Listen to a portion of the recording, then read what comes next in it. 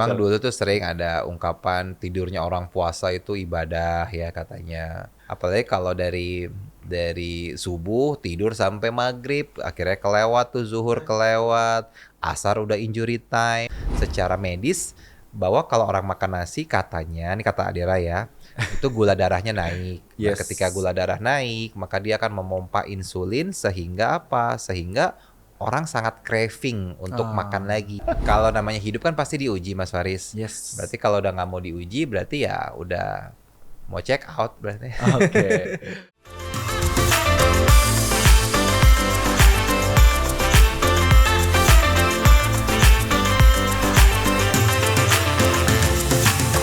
Assalamualaikum warahmatullahi wabarakatuh. Halo Sobat Indomaret. Kami keluarga besar Indomaret mengucapkan selamat menunaikan ibadah puasa. Semoga puasa di tahun ini lancar dan berkah hingga hari raya tiba dan bisa berkumpul bersama keluarga dan juga bertemu dengan Ramadan berikutnya. Senang sekali rasanya Faris bisa hadir di podcast Intalk, podcastnya Indomaret, di mana hari ini di bulan Ramadan ini kita punya tema yang sangat menarik dan semoga menginspirasi dengan tema menjernihkan hati di bulan Ramadan. Ngomong-ngomong soal kejernihan hati, Faris biasanya setiap Ramadan selalu ditemani oleh kejernihan aqua. Nah, ini yang menemani Faris sahur dan buka di setiap Ramadannya. Karena apa? Karena kejernihan hati kita selalu dijaga di bulan puasa dan kejernihan aqua itu selalu membuat Faris bisa cukup kuat hingga nanti buka. Nah, buat teman-teman bisa coba tips Faris di mana Faris selalu menyiapkan satu botol aqua yang Faris letakkan di tas Faris. Jadi karena kita orang yang sangat sibuk ya, mau bekerja, kuliah dan sekolah, kalau amit-amit harus buka puasa di tengah jalan, jadi Faris tinggal buka puasa bersama Aqua. Apalagi di tahun ini, Aqua punya model desain yang sangat lucu teman-teman. Di mana ada quotes-quotesnya di setiap kemasannya. Kayak ini, kamu tuh kayak gorengan selalu aku cari. Nah, ini bisa buat kode kamu di bulan puasa kalau misalnya pasangan kamu susah diajak bukber ya. Ngomong-ngomong tema menjernihkan hati di bulan Ramadan, tentunya Faris tidak sendirian untuk membahasnya karena Faris sudah ditemani oleh sosok yang sangat inspirasi, ada Ustadz Muhammad Asad MSc. Assalamualaikum Ustadz. Waalaikumsalam Mas Faris. Apa kabar? Baik, alhamdulillah. Puasa lancar? Alhamdulillah. Ustadz, Faris pengen ngasih fun fact dulu sebelumnya. Jadi mau bawa ke 14 tahun yang lalu. Masya Allah. Di tahun 2012, tepatnya di Kota Malang, itu adalah perjumpaan pertama Faris sama Ustadz. Masya Allah. Dan sama posisinya seperti sekarang, Faris membawakan acara gala dinner buku Notes from Qatar Ya di Allah. Kota Malang. Masya Allah, Masya Allah, Masya Jadi Allah, sekarang Masya kita Allah, ketemu Masya Allah. lagi Ketemu lagi ya di setelah 14 different tahun ya. situation dengan usia yang lebih matang. Masya Allah. Masya Allah, Masya Allah. Nah, bedanya adalah kalau misalnya dulu belum ada kata ustadznya, Masya Allah. masih terkenal dengan penulis bestseller Notes from Qatar. Masya Allah, Nah, Masya Allah. sekarang sudah ada ustadznya. Masya Allah. Boleh dikenalin profil singkatnya, bagaimana perjalanannya dulu dari penulis bestseller Notes from Qatar sekarang bisa menjadi ustadz juga, aktivis juga, penulis juga. Boleh dong dikenalin ke Sobat Indomaret. Baik, bismillahirrahmanirrahim, Sobat Indomaret dimanapun berada dan juga Mas Faris, terima Yes. kasih kesempatannya. Alhamdulillah, jadi memang dulu aku sekolah terakhir S2 di Qatar, Mas Oke. Faris. Ambil jurusan Islamic Finance, Islamic keuangan Finance. syariah. Oke. Jadi memang basicku, backgroundku syariah, Yes. tapi memang spesifiknya ke keuangan. Ya. Oke. Lalu ketika lulus, sebelumnya S1 di Malaysia. S1 di Malaysia. Petronas Malaysia, Oke. S1 di sana, S2 di Qatar, dan alhamdulillah dua-duanya dapat beasiswa. Alhamdulillah. Yang pertama luar dari biasa. Petronas, yang kedua dari Raja Qatar, Oke. Syekh Hamad bin Khalifa Al Thani.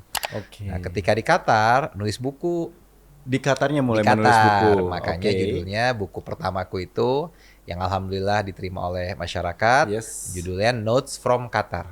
Yang pertama. Yang pertama, jadi kan seperti namanya Notes from Qatar, berarti Oke. catatan dari Qatar. Yes. Nah, di situ aku menulis tentang pengalaman pribadi, tentang hal-hal menarik di Qatar, dan Oke. semuanya itu aku wrap up dengan hadis, dengan ayat Quran, sehingga ada lesson learn-nya. Oke. Jadi emang dari dulu sudah senang nulis, senang berbagi, senang sharing. Yes. Ya. Lalu setelah lulus dari Qatar, hobi menulisnya tetap ada. Dan alhamdulillah sampai hari ini aku sudah menulis kurang lebih 12 buku. Kurang Luar lebih ya, biasa. kurang lebih. Nah, dari situ banyak aktif di bidang usaha, Oke. di bidang kepemudaan juga, di Oke. bidang dakwah juga, Bidang tapi memang belum spesifik gitu. Yes. Nah, baru 2 tahun belakangan ini. Baru mulai 2 tahun belakangan Baru ini. 2 tahun belakangan Ya. ini, alhamdulillah Allah kasih jalan Yes. untuk bisa lebih bermanfaat bagi banyak orang, untuk bisa lebih berdakwah dalam Oke, bidang Masya apapun. Allah. Ya. Dan ternyata memang ketika niat kita itu benar, niat Yes. kita baik, mendahulukan akhirat gitu ya, ternyata Allah kasih dunianya gitu. Oke. Nah, jadi sekarang alhamdulillah ketemu lagi nih sama Mas Faris ya. Dalam Semakin matang ya. kondisi yang berbeda, iya, Alhamdulillah. dalam situasi yang berbeda, tapi insya Allah semangatnya sama. Amin. Bagaimana kita sebagai manusia itu harus punya tujuan Yes. apa? Khairun nas anfa'uhum linnas. Yes. Sebaik-baik manusia adalah dia yang bisa memberikan manfaat bagi orang lain. Dan Yes. itu di semua bidang. Oke. Mas Faris misalkan di bidang entertainment, komunikasi atau di marketing, pasti bisa ngasih manfaat buat orang lain. Betul ya. sekali. Kemudian kami juga di bidang ini tentu insya Allah bisa ngasih manfaat ke orang lain. Poinnya adalah bagaimana hidup kita ini bisa bermanfaat bagi orang lain. Karena Oke. ketika kita memberikan manfaat bagi orang lain, baik dengan ilmu kita, harta kita, kemampuan kita, kekuasaan kita, jabatan kita, maka itu insya Allah keberkahan akan datang. Amin. Dan ketika keberkahan datang, itu nilainya lebih Lebih. jauh dari materi sebanyak apapun. Seperti ada quotes yang pernah saya dengar ya. Kalau kita sibuk ngejar dunianya nggak akan nyampe. Betul. Tapi kalau kita ngasih jeda sedikit, nah itu nanti akan dunia yang mengejar kita. Betul. Jadi memang perjalanan panjang setelah mungkin 14 tahun ketemu, akhirnya mendapatkan quotes itu. Cuman yang jadi menarik dan saya cukup penasaran, menulis Notes from Qatar 1, berangkatnya di Qatar. Nah, apa yang nggak bisa lepas sampai Notes from Qatar 2 sampai Notes from Qatar 3 walaupun ngerjainnya di Indonesia? Ya, jadi memang karena namanya sudah kadung dikenal dan Eye catching juga sih. eye catching. Betul. Kan orang, nah tahun 2000 bayangin, 2011 itu kan orang jarang ke Qatar. Bener. Iya nggak? Nggak Kita ke- ngomongin sekarang Qatar ya negara yang maju Piala Dunia segala macam. Destinasi umroh juga. Iya. Betul. Tapi tahun 2011 nggak ada yang ke sana. Betul sekali. Betul. Sehingga ketika saya menulis buku Notes from Qatar itu memang hype-nya sangat tinggi karena memang orang pengen tahu Qatar ini negara apa sih? Yes. Sekaya apa sih gitu Yes. kan? Kan nggak banyak yang tahu ternyata Qatar itu di tahun 2011 saja itu menjadi negara dengan pendapatan per kapita tertinggi. Oke. Jadi luar kalau biasa. rakyat Qatar di rata-rata itu pendapatannya paling tinggi sedunia. Pendapatannya berapa? Waktu itu aja 100.000 US dollar, bayangin per tahun. Per tahun. Oke, Berarti itu tinggi banget kurang ya. lebih 1,2 miliar, 1,3 miliar. Oke. Berarti rata-rata per bulan berapa? Hitung aja sendiri. Nah, Nggak bayangkan. terhingga. Nah, gitu. Kalau di kita kan ada namanya UMR gitu. Yes. Nah, itu pendapatan per kapita. Di sana tuh. UMR-nya kayaknya tinggi sekali ya. Nah, itu 1,2 miliar bagi 12 itu Oke. UMR-nya. Nah, akhirnya dari situ orang banyak kenal, banyak tahu, banyak diundang untuk sharing gitu kan. Termasuk mungkin yang di Malang itu tuh Betul. salah satunya itu. Betul. Dan dari situ akhirnya masih banyak pengalamanku yang belum ditulis waktu itu. Oke. Dan akhirnya ya udah aku lanjutin tuh Notes from Qatar 1, Notes from Qatar 2, Notes from Qatar 3 akhirnya. Buku masih bisa dicari hingga hari ini? Masih alhamdulillah, ini Masya Allah ya, buku masih dicetak sampai tahun 2025 sama Oke. penerbit. Ya. Oke. Sampai tahun lalu, bahkan yang saya dengar tahun ini pun insya Allah Februari akan dicetak lagi. Karena memang mungkin permintaannya ya. lagi banyak, apalagi mungkin saya lagi sering muter juga sekarang nih. Yes. Jadi mungkin orang jadi nyari-nyari lagi gitu. Momennya pas sama era digital di mana banyak masyarakat yang mulai mungkin kecepatan informasi jadinya kalau kita dengar beberapa tahun belakangan ini mulai mental anxiety.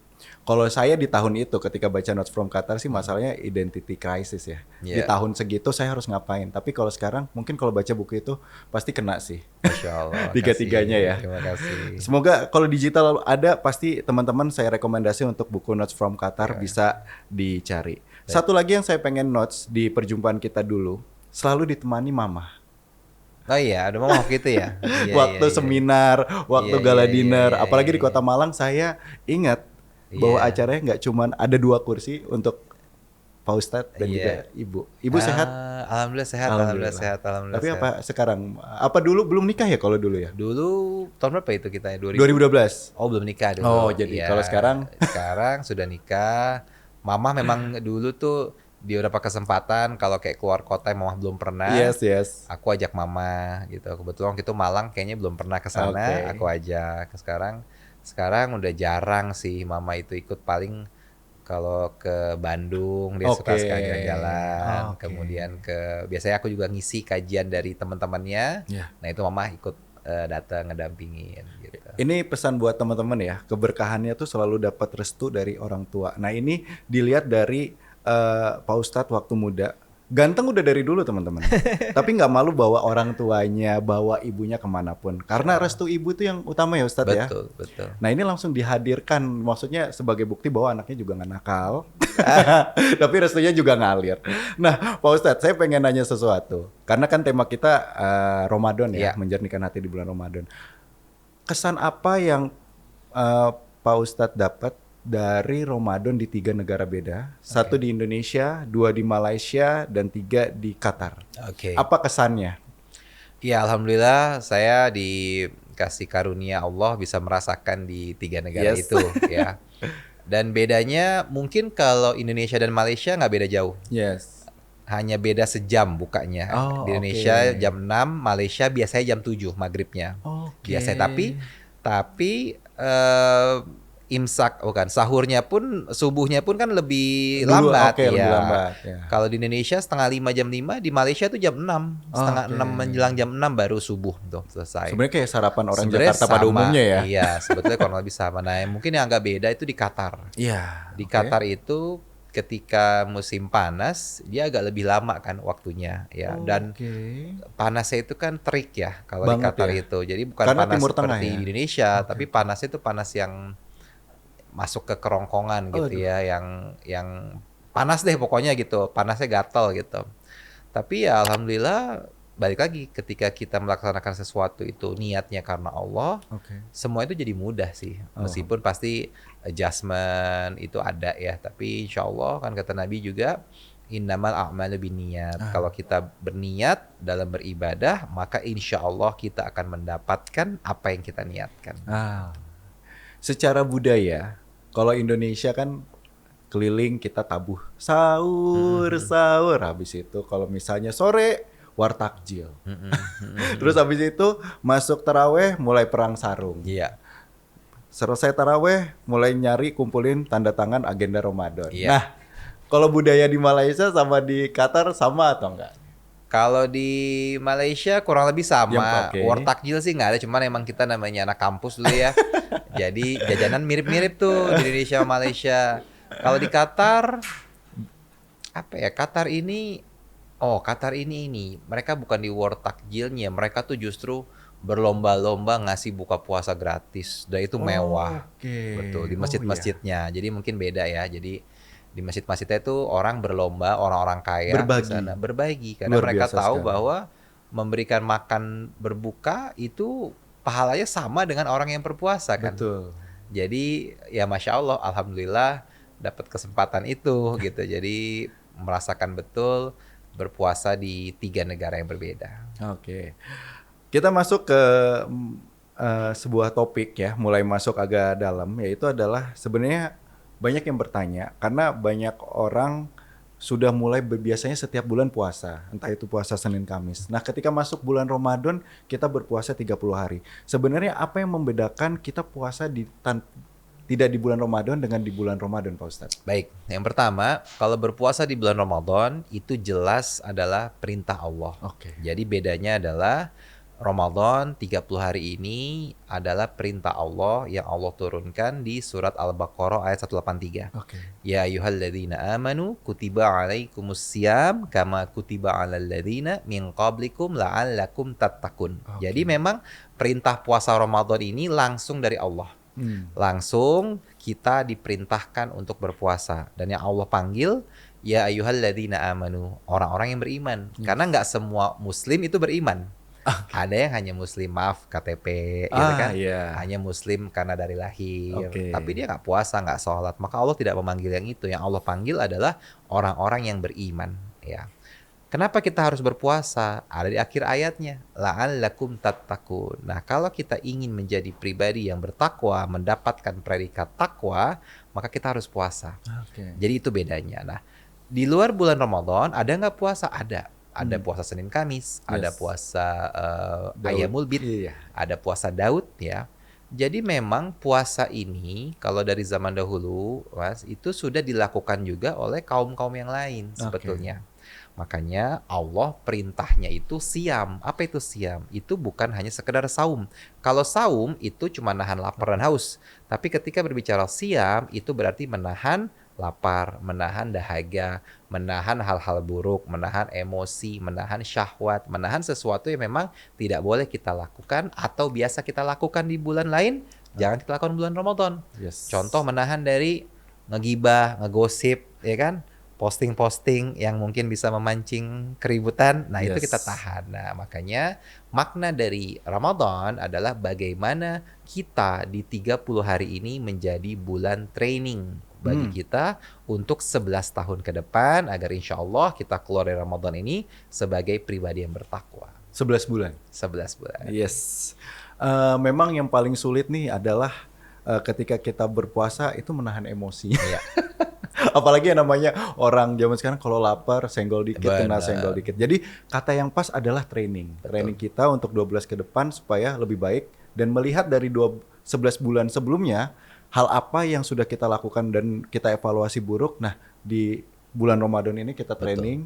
Nah, seperti tagline yang kita topik pada hari ini yaitu Iya. menjernihkan hati di bulan Ramadan. Nah, ini trainingnya Nah, seperti itu. betul. Nah, pertanyaan berikutnya adalah orang selalu bilang kalau misalnya tidak hanya sekedar makan dan minum, nah orang di luar sana pada akhirnya bilang gini, boleh nggak saya hanya tidur? Karena kan kalau Iya. dengan tidur kita dari sahur sampai buka udah menahan lapar, minum, menahan emosi segala Iya, macam, tapi sholatnya betul. ketinggalan semua. Gimana Ustaz tuh Nah, kalau memang misalnya? dulu tuh sering ada ungkapan tidurnya orang puasa itu ibadah ya katanya. Tapi itu juga bukan kata siapa-siapa, itu kata kata kita-kita aja, itu bukan hadis gitu. Jadi apalagi kalau dari subuh tidur sampai maghrib, akhirnya kelewat tuh zuhur Yes, betul. kelewat, asar udah injury time gitu kan. Justru puasa itu harus menjadikan kita lebih produktif. Yes.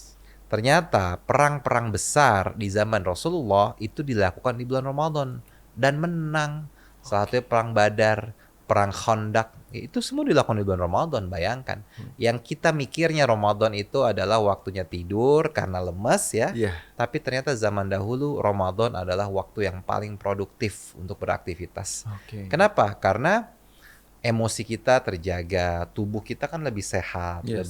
lebih nggak apa ya nggak ini tidak makan makanan yang berlebihan ya kan, sehingga harusnya kita Ramadan ini lebih kuat gitu. Iya. Karena biasa kita makan nasi lemes tidur. Nah, sekarang Ramadan harusnya insya Allah lebih kuat. Nah, kalau misalnya Pak Ustadz ngelihat kalau dari zaman dulu, ya kita kan maksudnya tumbuh di era konvensional, Iya. peralihan masuk ke digital, dan sekarang masuk ke era digital. Kira-kira tantangannya berat mana? Tantangannya. Iya, apakah dulu ataukah sama aja? Ya, sekarang kalau yang saya lihat ya, Yes. generasi terbaru generasi apa? Generasi Alpha, Alpha ya. ya, Alpha berarti. ya, atau Gen Z lah. Gen Z yang sudah mulai melek Betul. dengan sosmed kan. Mereka ini kan hidup di zaman digital. Yes. Digital tuh apa sih? Serba instan. Oke. Betul nggak? Dulu kita kalau mau nyari ojek, kita harus ke pangkalan dulu, Betul. jalan keluar rumah. Sekarang tinggal pencet. Kita mau beli makanan, dulu manggil-manggil, bang sini gitu kan. Sekarang tinggal klik. Oke. Nah, sehingga terciptalah generasi yang instan gitu Yes. loh. Termasuk juga ketika seseorang puasa, dia bisa dengan sangat instan berubah moodnya tuh hanya Nah. karena sosial media. Betul ya? Betul sekali. Lagi happy, ketawa-tawa, ada yang lucu, Betul ya kan? sekali. Habis itu marah-marah karena ngelihat sesuatu yang nggak sesuai dengan sesuai di keinginan hatinya dia. dia. Betul. Dia ngomel-ngomel sendiri. Kalau hanya sekedar ngomel nggak apa-apa. Repotnya dia nge-posting lagi, dia repost lagi, kasih kata-kata yang provokatif. Nah akhirnya puasanya menjadi tidak bernilai gitu. Karena puasa ini kan tentu tadi kita belajar bukan hanya menahan lapar dan haus, tapi bagaimana kita bisa menahan emosi kita, Yes. menahan hawa nafsu kita yang boleh kita lakukan ketika berbuka puasa gitu. Contoh misalkan hubungan suami istri kan boleh gitu, Betul. tapi ketika puasa kan ya nggak boleh dong. Oh iya, pas Betul ya? puasa ya tentu ditahan Makan dulu. itu Betul, boleh, minum boleh, tapi ketika puasa ya nggak boleh. Nah, kita diajarkan untuk menahan sesuatu agar tidak menjadi generasi yang instan. Bahwa ketika kita ingin mendapatkan kenikmatan, maka ayo berjuang dulu. Makanya puasa itu kan nikmatnya di mana? Ada di dua hal. Oke. Yang pertama ketika berbuka. Yes. Yang kedua ketika nanti bertemu dengan Rob kita. Ketika buka kan enak ya. Betul. Minum makan gorengan mungkin atau apapun Betul. itu ya, nikmat gitu. Kenapa? Karena tadi kita udah puasa dari subuh. Yes. Jadi pas maghrib tuh kayaknya gongnya seperti itu. Nah, harapannya tentu di bulan Ramadan ini meskipun kita hidup di era digital, tapi tetap nilai-nilai dan makna dari Ramadan itu tetap hadir dalam hati kita. Oke. Sebelum saya lanjut ke pertanyaan, ini buat khususnya emak-emak ya, karena kan emak-emak itu penuh kesabaran. Pagi harus sudah nyiapin, bangunin suami, anak, dan juga harus sahur segala macam nyiapin. Terus habis itu anaknya berangkat, semuanya berangkat, dia masih harus bersihin baju, rumah segala macam. Pas pulang anaknya nakal, mungkin ngomelnya boleh ditahan dulu, tapi tangannya tetap main. Nah, itu nggak boleh ya ibu-ibu ya di rumah ya. Jadi memang harus ditahan segala Harus macam sabar. semuanya kesabarannya. Nah, sebenarnya pengen tanya aktivitas Ustadz. Nah, kalau bulan Ramadan, biar teman-teman tahu nih. Iya, Sebagai aktivitas ya. produktivitas, biasanya aktivitasnya dalam seharian sepenuh apa sih? Wow, Masya Allah, Ramadan ini Penuh banget lebarannya. ya. Alhamdulillah Allah kasih kesibukan dari mulai pagi Ramadan tahun ini ya. Yes. Alhamdulillah kami ada live Oke. di salah satu televisi swasta. Alhamdulillah. Itu sejak live-nya jam 5, tapi Oke. kita kan Prepare. standby-nya dari jam 4 lah ya, Oke. 4 subuh. Jadi dari rumah jam 3, setengah Oke. 4 udah jalan.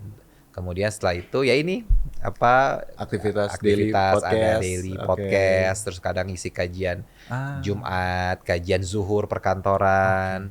Kemudian mungkin ada ketemu beberapa orang, ada meeting. Nah, menjelang sore ya biasa itu alhamdulillah penuh lah, karena menjelang berbuka puasa hampir di banyak instansi pemerintah, di corporate mengundang untuk mengisi kajian iftar. Oke. Berarti kalau boleh tahu, gaya sahur dan gaya buka Ustadz ini seperti apa? Nah, kalau sudah jam 4 harus udah prepare make up. Iya. Dan juga harus mulai masuk ke acara. Nah, itu gaya sahur sama gaya bukanya kayak gimana sih? Sahurnya saya itu ini udah 4 hari alhamdulillah nih ya. Itu telur aja, Mas. Telur rebus? Telur rebus 2 biji. Oke. Telur rebus 2 biji. Karena saya juga belajar dari Mas Adera ya, ada Oh, pakar oke. kesehatan gitu kan. Karena katanya kalau sahur tuh jangan makan nasi. Karbo ya. Karbo, karena pasti lemes. Iya. Ya nggak tahu sih, mungkin ada orang yang makan nasi jadi semangat ya. Tapi secara medis, bahwa kalau orang makan nasi katanya, ini kata Adera ya, itu gula darahnya naik. Nah, Yes. ketika gula darah naik, maka dia akan memompa insulin sehingga apa? Sehingga orang sangat craving untuk makan lagi. Nah, ketika nggak bisa makan dia lemes. Lemes Gitu. dan mudah lapar. Dan mudah lapar. Oke. Tapi ketika makannya protein, maka gula darahnya itu nggak naik. Oke. Nah, ketika gula darah tidak naik, insulin tidak dipompa, maka energi itu diambil dari lemak. Makanya Oke. kalau orang makan protein tuh insya Allah katanya sih bisa kurus karena lemak kita diambil buat Lemak aktivitas kita seharian yes. nih. Kita mau podcast, kita meeting, kita jalan kan butuh energi tuh. Betul. Nah, energi itu diambil dari lemak gitu. Lemak kita ditransfer jadi energi, protein Betul. kita jadi juga lebih tahan lama. Nah, Itu kan menu minim. iya. Kalau menu paling maksimal kalau sahur tuh misal pas lagi bareng keluarga tuh apa? Oh ya kalau Sebanyak maksimalnya apa sih enggak banyak sih enggak, Nggak banyak tapi biasanya buah itu pasti oke. buah. Tapi ini udah 4-5 hari nggak makan buah sih, buah. Kemudian kurma. Ya nasi kalau ada dikit mungkin nyobain ya. Tapi tahun lalu sih masih makan nasi tahun lalu.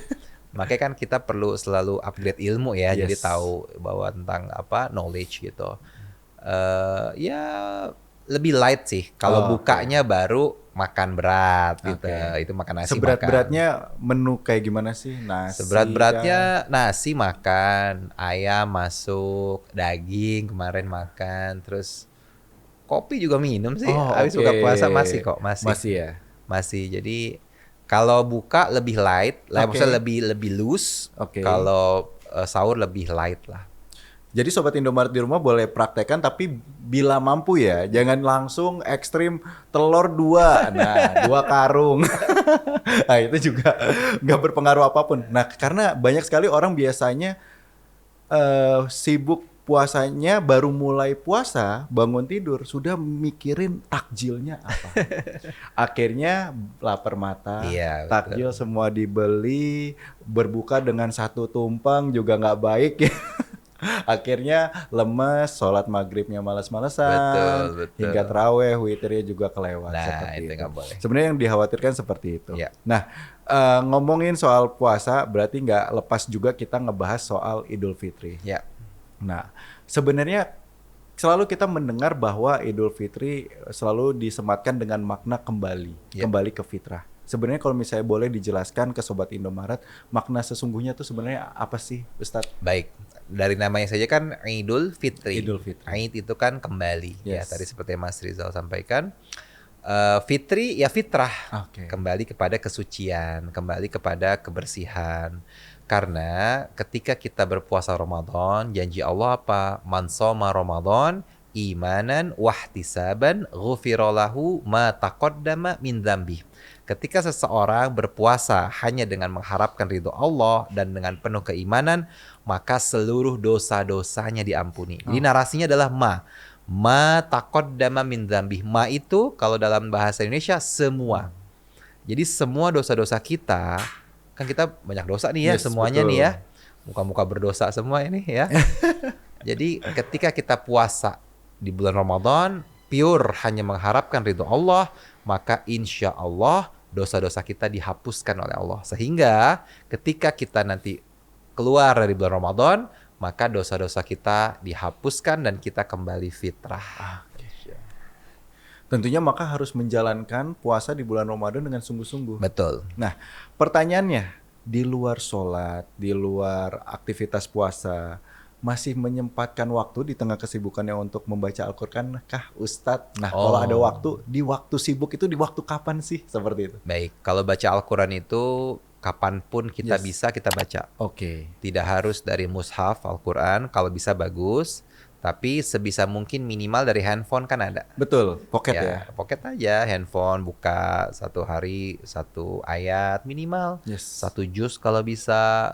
Kapan waktunya? Kapan aja. Kayak tadi misalkan kita lagi nunggu, kita bisa baca Quran. Lagi di jalan, misalkan di public transport, bisa baca Quran. Mau tidur, baca Quran. Jadi Quran itu adalah media kita berkomunikasi sama Allah.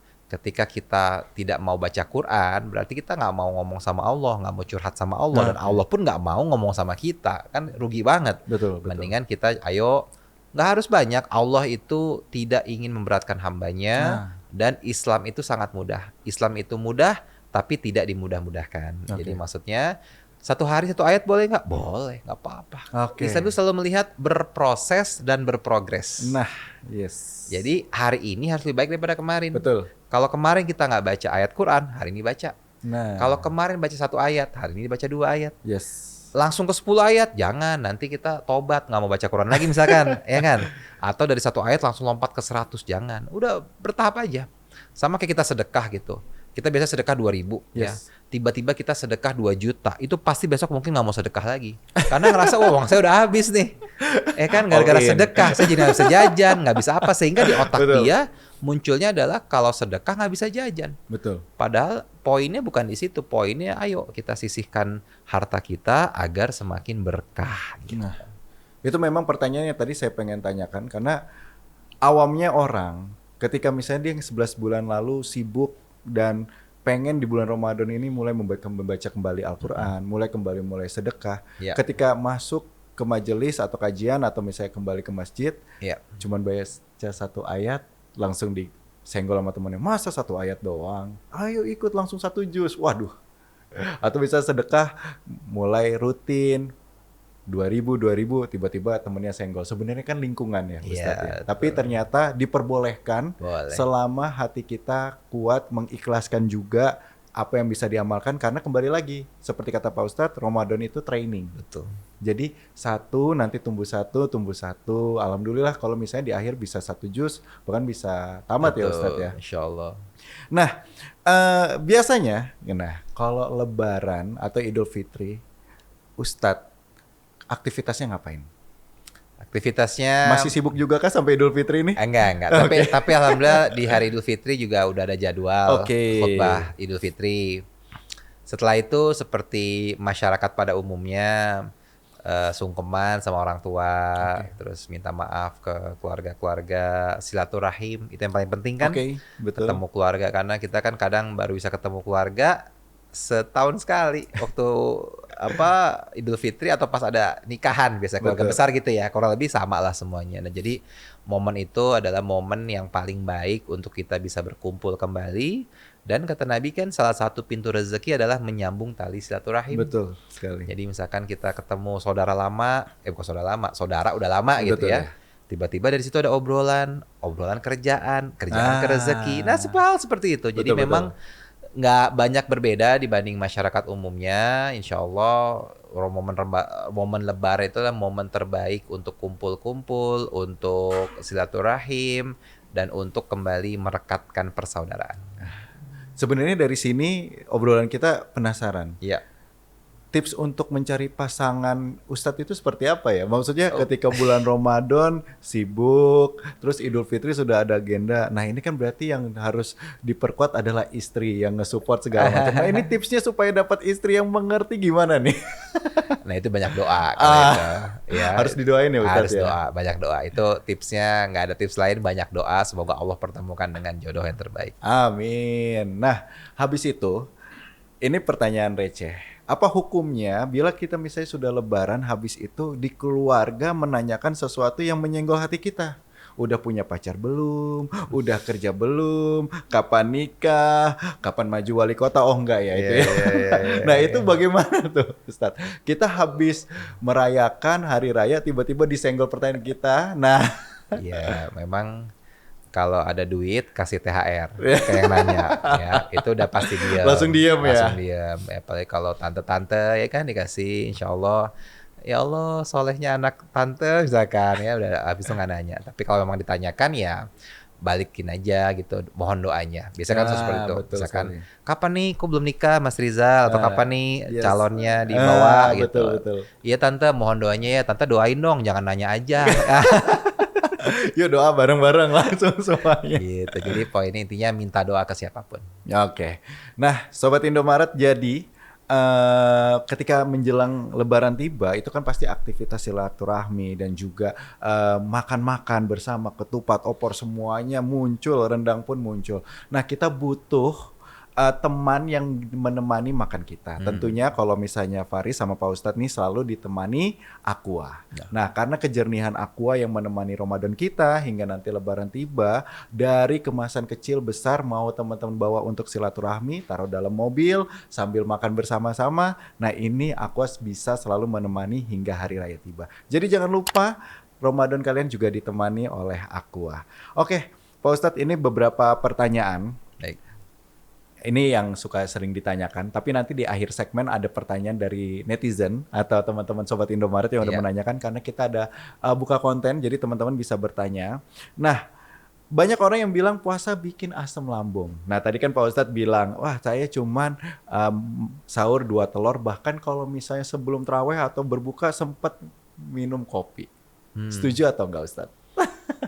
Asam lambung itu orang yang puasa bisa kena asam lambung, orang yang nggak puasa pun kan bisa kena asam Betul. lambung ya. Jadi puasa itu tidak menyebabkan asam lambung ketika kita sahurnya benar, makan bukanya benar. Kan seringkali mungkin asam lambung itu terjadi misalkan kita sahurnya ya nggak benar, hanya cemilan misalkan ya, Betul. cemilan kita kita makan yang nggak bergizi, nggak ada karbohidratnya, nggak ada proteinnya gitu kan, akhirnya ya asam lambung kita naik gitu. Nah. Jadi kita berpikir ini karena puasa nih saya asam lambung, padahal bisa jadi bukan karena puasanya, karena makannya tidak teratur. Betul. Udah sahurnya nggak teratur, malamnya juga pas buka puasa langsung misalkan maaf minum kopi gitu ya, atau minum Betul. teh tarik atau apapun itu, yang akhirnya perut ketika kosong harusnya diisi dengan makanan yang padat misalkan, diisinya mah kopi sama kafein sama Yang apa pedes-pedes, susu yang gorengan, pedas-pedas, wah, gorengan, minyak.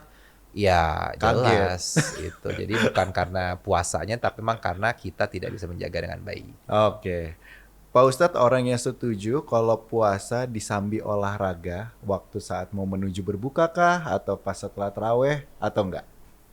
Oke, olahraga tentu boleh, Yes. bagus, baik ya, tapi memang kita juga harus tahu diri, tahu batasan. Jangan sampai kita olahraga akhirnya membuat puasa kita tidak maksimal. Maksudnya apa?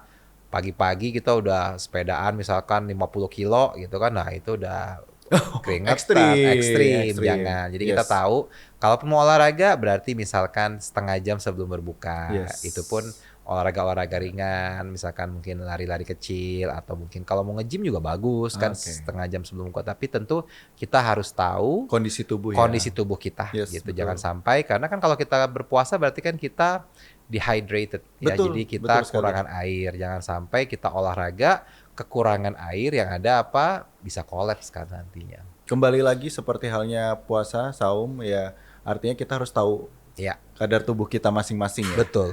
Nah, selama bulan Ramadan 1 sampai 30 hari pasti ada di akhir menjelang hari raya tiba malam Lailatul Qadar. Ya. Seperti itu.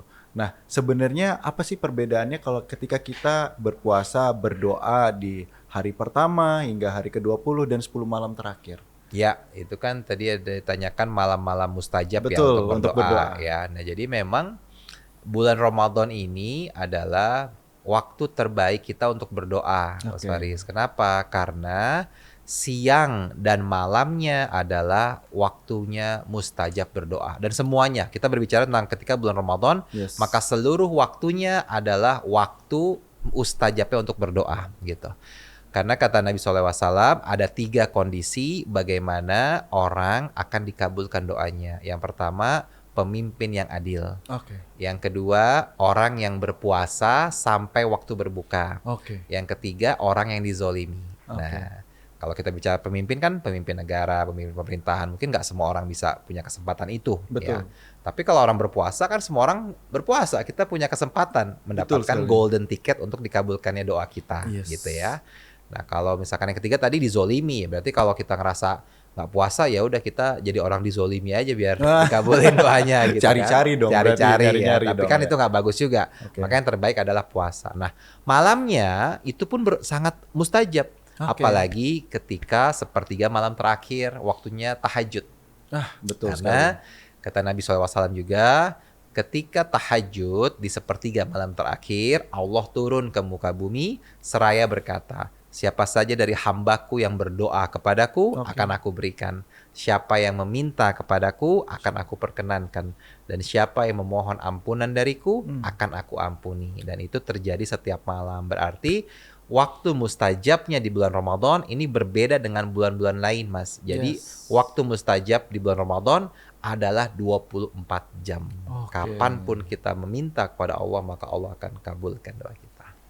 Gitu. Maka kalau misalnya kita mulai tahajud training dari hari pertama 2 rakaat menjelang 10 malam terakhir kalau Nah, bisa itu udah lebih harus- itu ya harus 4, digeber. 8 karena doanya mustajab sekali seperti itu ya. Nah, Pak Ustadz boleh kasih tahu nggak kalau misalnya aktivitas lagi nggak sibuk deh, Ya. kalau malam Lailatul Qadar biasanya aktivitasnya ngapain? Oke, malam untuk qadar ya, itu ada di 10 malam terakhir Yes. kata Nabi. Carilah di malam-malam ganjil. Oh, ganjil. Ganjil berarti malam 21, 23, 25, 27, 29. Oke. Ya. Tapi pertanyaannya kan kita memulai puasa di Indonesia ini seringkali berbeda. Betul. Ya.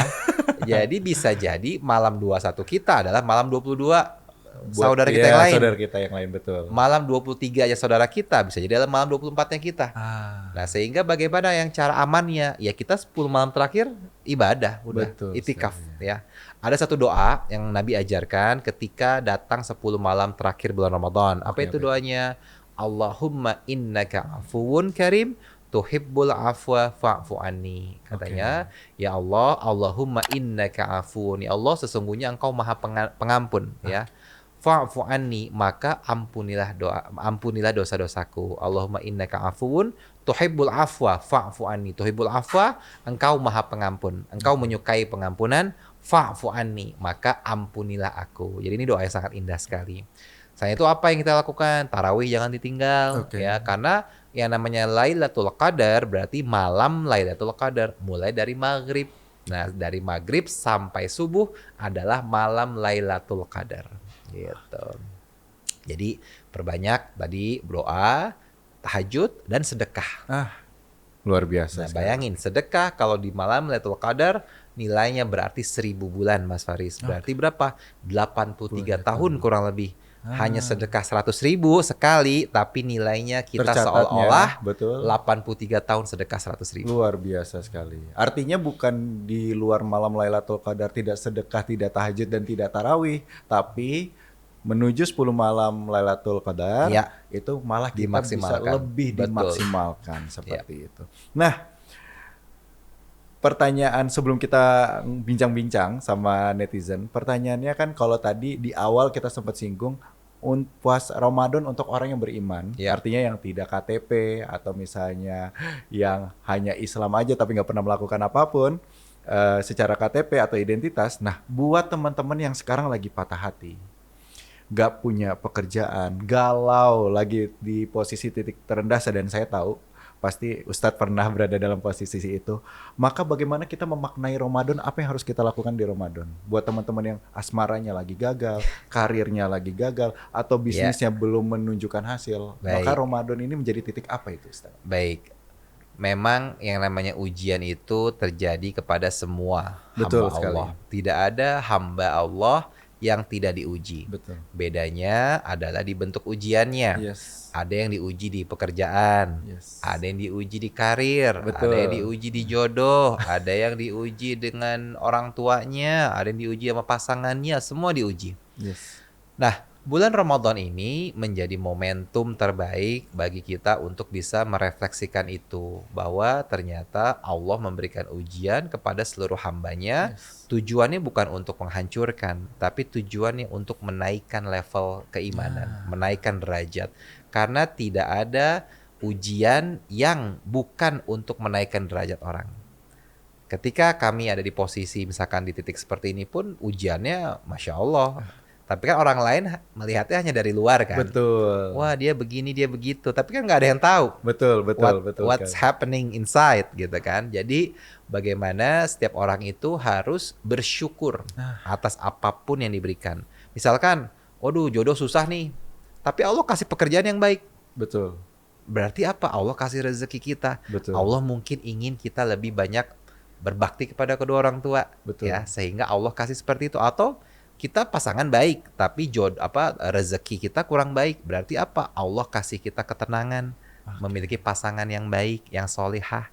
Sehingga Allah berikan itu sebagai modal kita untuk mencari rezeki. Nah, kalau kita selalu bisa mensyukuri apapun yang Allah berikan, maka janji Allah, wabasyiris sabirin, kabar gembira bagi mereka yang bersabar. Kita mau masuk ke segmen tanya jawab bersama Sobat Indomaret yang sudah bertanya di Instagram. Ya, oke. Yes, oke. Yang pertama dari Siva. Ibu hamil diwajibkan untuk puasa atau tidak? Kalau tidak puasa menggantinya dengan apa? Khususnya juga yang menyusui mungkin Ustadz juga ya. Jadi ibu hamil, menyusui, atau apapun yang punya halangan udzur syar'i, kalau bisa diganti dengan puasa, baik. Kalau tidak, ganti dengan bayar fidyah. Karena kan kalau hamil kan 9 bulan. Betul ya, itu gimana cara setelah hamil menyusui. Berarti kan hampir dipastikan kemungkinan besar setahun itu tidak akan puasa. Betul sekali. Sehingga gantinya apa? Bayar fidyah. Bayar fidyah pada saat pada saat dia tidak berpuasa Ramadan 30 hari itu kan. Oke, berarti kalau misalnya untuk mengganti puasanya bisa di bulan-bulan biasa ya? Bisa kalau bisa. Tapi kalau menyusui kan dia hampir 2 tahun. Kemungkinan besar dia akan terlewat dengan Ramadan sampai tahun depannya lagi. Ini agak teknis Ustadz, cuman pengen memastikan aja. Kalau misalnya dia menggantinya 30 hari nggak puasa, mungkin setelah lepas MPASI, habis itu udah bisa berpuasa, harus dilakukan 1-30 hari secara langsung? Enggak langsung. Oh, enggak. Boleh. Dicicil boleh? Dicicil boleh sehari, sebulan, sehari boleh. Tapi kan Allah gini, Allah itu kan ngasih rukhsah keringanan. Oke. Dan Allah itu sangat senang jika keringanan dipakai. Jadi kita juga sebagai hamba pakai aja, orang udah dikasih keringanan, fidyah, kecuali dilarang. Ya udah bayar fidyah. Fidyah itu kan ngasih makan orang miskin 5 orang sehari. Itu kan sanggup kita, berarti 100.000 kurang lebih, misalkan sebulan berarti 3 juta misalkan. Karena istri saya 2 tahun ini fidyah. Nah, iya udah pakai aja. Betul sekali. Oke, kita lanjut. Yang berikutnya ada dari Asti. Ya. Amalan utama apa yang harus dikerjakan selama bulan Ramadan ini, Ustadz? Terima kasih. Ini amalan. Ini agak umum Gini, ya. Jadi Ramadan ini adalah bulan yang spesifik, ada ibadah tertentu yang tidak ada ibadah ini di bulan lain. Oke. Ya. Pertama puasa tentunya. Puasa Ramadan 30 hari kan di bulan lain nggak ada ya. Betul ada Senin sekali. Kamis doang. Lakukan itu dengan sebaik-baiknya. Yang kedua apa? Tarawih. Tarawih ini kan nggak ada di bulan lain, ya. Maka lakukan, jangan sampai terlewat tarawih. Karena kata Nabi SAW, man qoma Ramadan imanan wahtisaban ghufira lahu ma taqaddama min dzambi. Kalau tadi man soma, ini man qoma. Beda hanya satu kata deh, Mas Faris. Qoma itu apa? Qoma yakumu berdiri. Berarti barang siapa yang berdiri menghidupkan malam, maka dia akan diampuni dosanya sama Allah. Jadi amalannya tadi puasa, tarawih, dan terakhir tadi sedekah juga itu penting banget. Kalau di Indonesia harus ada pertanyaan lanjutannya. Ya. Tarawihnya kecepatan berapa, Ustadz? Nah, itu tergantung masjidnya masing-masing. Nah, itu dia ya. Oke, yang berikutnya dari Bu Nuning, Bu Siri. Assalamualaikum, apakah hukumnya sah jika berwudu tanpa berkumur ketika puasa ini? Iya. Ya, sah. Karena syarat sah wudu itu hanya 4 bagian sebetulnya. Yang pertama muka. Muka. Ya. Yang kedua tangan sampai siku. Tangan siku. Yang ketiga kepala. Kepala. Yang terakhir kaki sampai mata kaki. Udah itu aja. Jadi hidung, kemudian kuping, telinga itu sunnah. Sunnah. Tapi yang ada dalam Al-Quran hanya 4 tadi. Nah, rukunnya ada 6. Rukunnya nih, rukun wudu ada 6. Yang pertama niat. Niat. Niat itu bahasa Indonesia aja, nggak usah repot bahasa Inggris atau Arab gitu ya.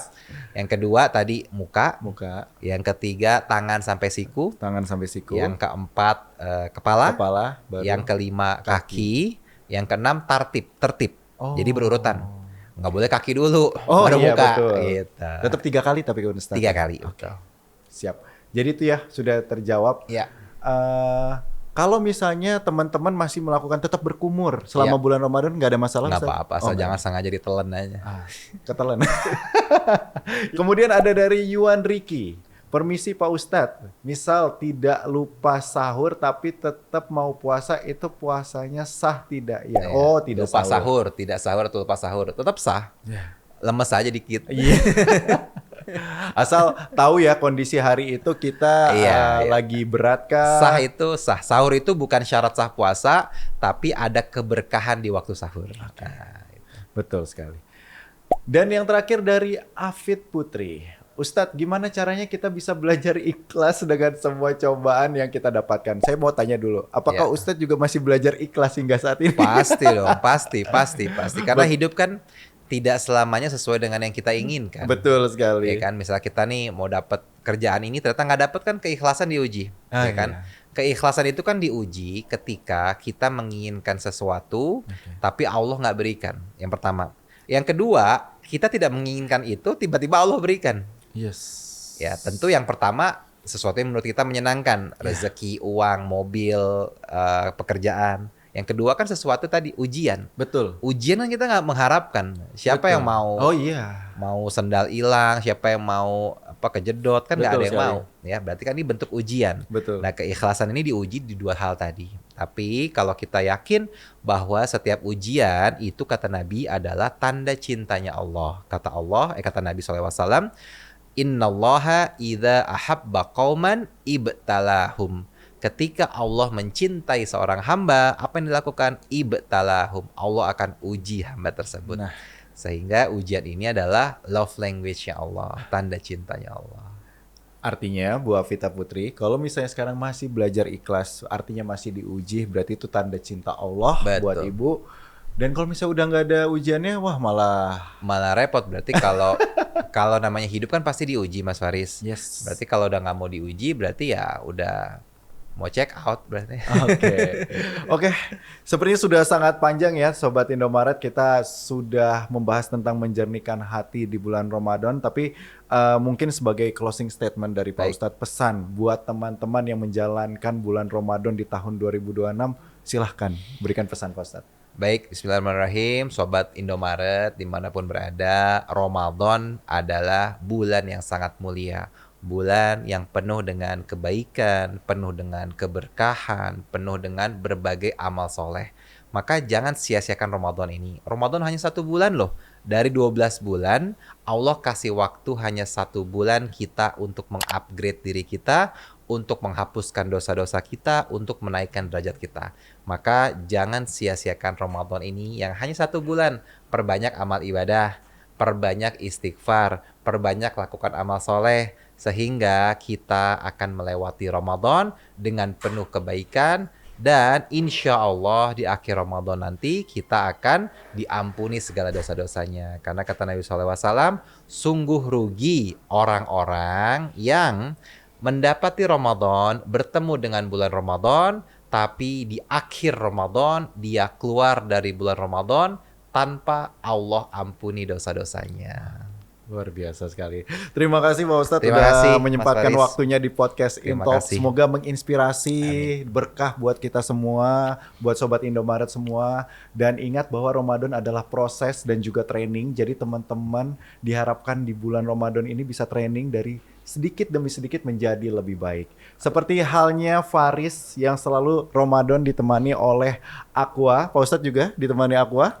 Iya, Dimana dengan kejernihan Aqua dari sahur hingga buka, bahkan dari aktivitas ketika kita tidak sempat buka puasa di rumah, hingga hari raya tiba pun Aqua selalu menemani kita. Seperti jernihnya Aqua, diharapkan ketika menuju hari raya tiba, teman-teman, Sobat Indomaret di rumah, Sobat Indomaret bisa sejernih Aqua. amin. Sekali lagi terima kasih Pak Ustadz. Terima kasih, Mas Terima Faris. kasih sudah Barakallah. menyempatkan waktu dan menginspirasi. Sobat Indomaret, jika suka dan menginspirasi untuk podcast ini, boleh like, share, dan juga komen. Semoga dari podcast hari ini bisa memberikan banyak manfaat dan juga inspirasi, tidak hanya buat Sobat Indomaret tapi juga keluarga. Sekali lagi Faris ucapkan terima kasih. Sampai jumpa di podcast Intalk, podcastnya Indomaret berikutnya. Wassalamualaikum warahmatullahi wabarakatuh.